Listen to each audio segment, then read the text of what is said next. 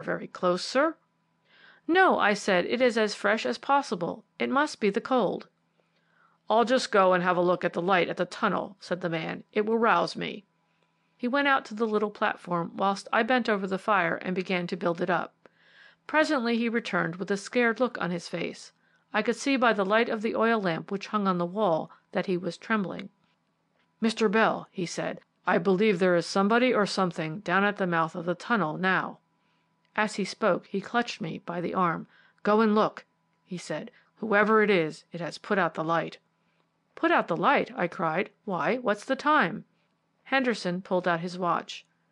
"Thank goodness most of the night is gone," he said. "I didn't know it was so late. It's 5:30."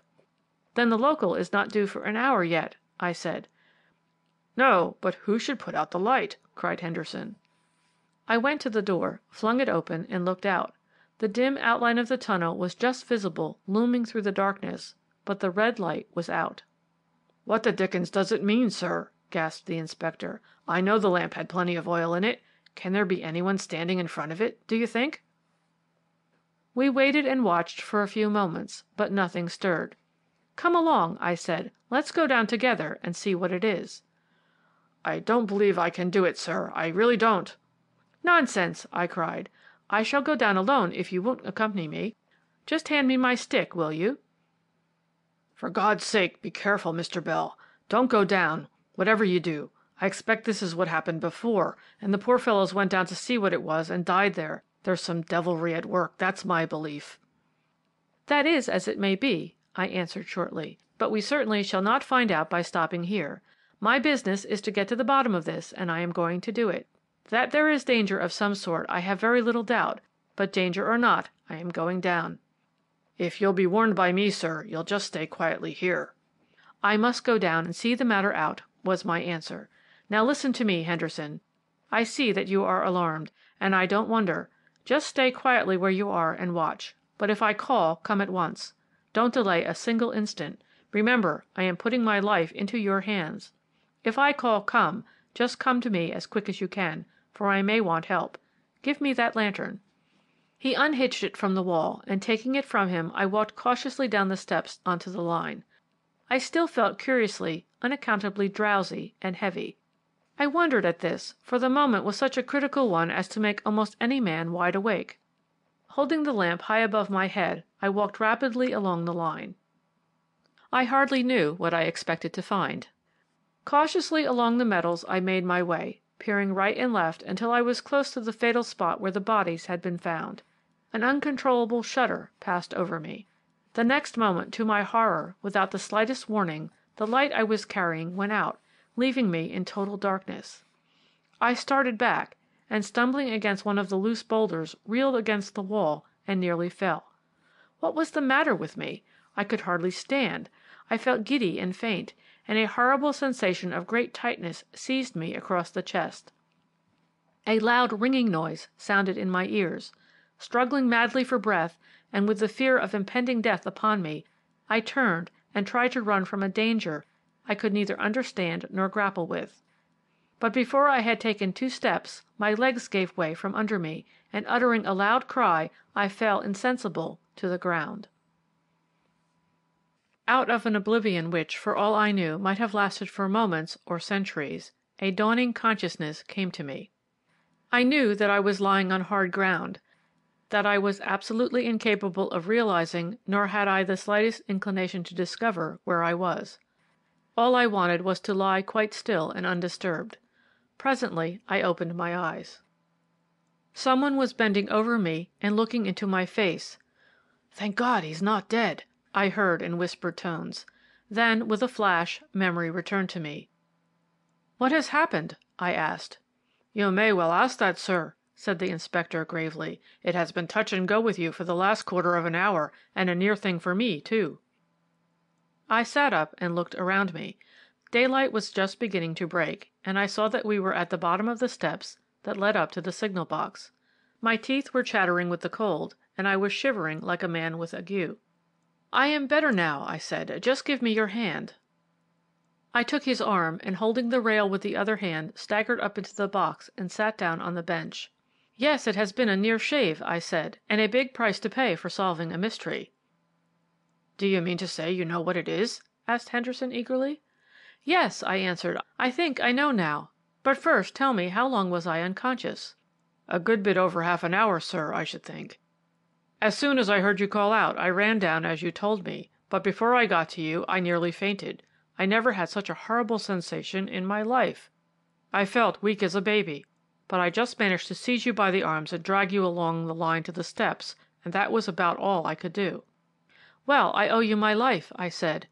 Just hand me that brandy flask. I shall be better for some of its contents. I took a long pull. Just as I was laying the flask down, Henderson started from my side. There, he cried, the 6:30 is coming. The electric bell at the instrument suddenly began to ring.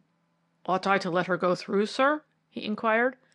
Certainly, I answered. That is exactly what we want. Oh, she will be all right. No danger to her, sir? None, none. Let her go through. He pulled the lever, and the next moment the train tore through the cutting. Now I think it will be safe to go down again, I said. I believe I shall be able to get to the bottom of this business. Henderson stared at me, aghast. Do you mean that you're going down again to the tunnel? He gasped. Yes, I said. Give me those matches. You had better come too. I don't think there will be much danger now, and there is daylight, so we can see what we are about. The man was very loath to obey me, but at last I managed to persuade him. We went down the line, walking slowly, and at this moment we both felt our courage revived by a broad and cheerful ray of sunshine. We must advance cautiously, I said, and be ready to run back at a moment's notice. God knows, sir, I think we are running a great risk, panted poor Henderson, and if that devil or whatever else it is should happen to be about, why, daylight or no daylight— Nonsense, man, I interrupted. If we are careful, no harm will happen to us now.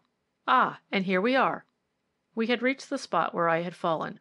Just give me a match, Henderson. He did so, and I immediately lit the lamp. Opening the glass of the lamp, I held it close to the ground and passed it to and fro. Suddenly the flame went out. Don't you understand now? I asked, looking up at the inspector. No, I don't, sir, he replied with a bewildered expression. Suddenly, before I could make any explanation, we both heard shouts from the top of the cutting, and looking up I saw Bainbridge hurrying down the path. He had come up in the dog-cart to fetch us. Here's the mystery, I cried as he rushed up to us, and a deadlier scheme of Dame Nature's to frighten and murder poor humanity I have never seen. As I spoke, I lit the lamp again and held it just above a tiny fissure in the rock. It was at once extinguished. What is that? Asked Bainbridge, panting with excitement. Something that nearly finished me, I replied. Why, this is a natural escape of choke damp, carbonic acid gas, the deadliest gas imaginable, because it gives no warning of its presence and it has no smell. It must have collected here during the hours of the night when no train was passing, and gradually rising put out the signal light. The constant rushing of the trains through the cutting all day would temporarily disperse it. As I made this explanation, Bainbridge stood like one electrified, while a curious expression of mingled relief and horror swept over Henderson's face. An escape of carbonic acid gas is not an uncommon phenomenon in volcanic districts, I continued, as I take this to be, but it is odd what should have started it. It has sometimes been known to follow earthquake shocks, when there is a profound disturbance of the deep strata.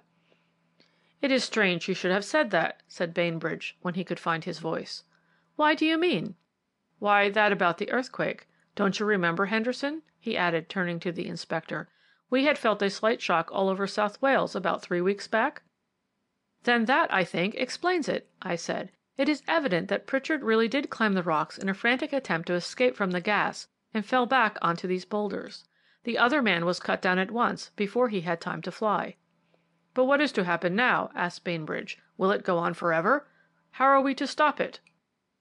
The fissure ought to be drenched with lime water and then filled up, but all really depends on what is the size of the supply and also the depth. It is an extremely heavy gas and would lie at the bottom of a cutting like water. I think there is more here just now than is good for us, I added. But how, continued Bainbridge as we moved a few steps from the fatal spot, do you account for the interval between the first death and the second?